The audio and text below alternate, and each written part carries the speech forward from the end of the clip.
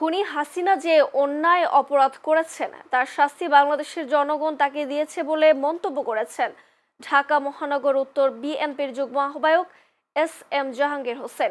সোমবার রাজধানীর উত্তরখান মাজার এলাকায় বিএনপির ভারপ্রাপ্ত চেয়ারম্যান তারেক রহমানের রাষ্ট্র মেরামতের ৩১ দফা প্রচারণা লিফলেট বিতরণকালে এ কথা বলেন।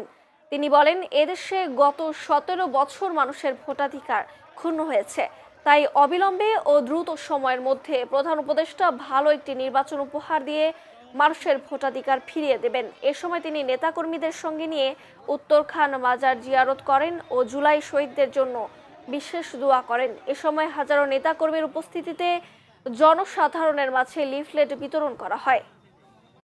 খুনি হাসিনা যেমন বাংলাদেশে টিকতে পারেনি, উত্তরখানে যদি এখনো সেই খুনি হাসিনার প্রেতাত্মারা থেকে থাকে এবং নব্য বিএনপির নামে কেউ কোনো অন্যায় অবিচার করে থাকে, আমাদের উত্তরখানের নেতাকর্মীরা তাদেরকে সমূলে উৎপাটন করবে ইনশাআল্লাহ।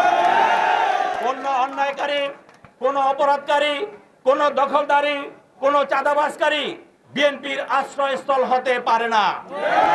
আমরা শুনেছি অনেক জায়গায় কিশোর গ্যাং নামে একটি গ্যাংয়ের উৎপাদ হয়েছে। আমরা আমাদের বিএনপি নেতৃবৃন্দকে বলতে চাই, যেখানে এ সমস্ত গ্যাং ট্যাং দেখা যাবে সকলে ঐক্যবদ্ধভাবে তাকে প্রতিহত করতে হবে।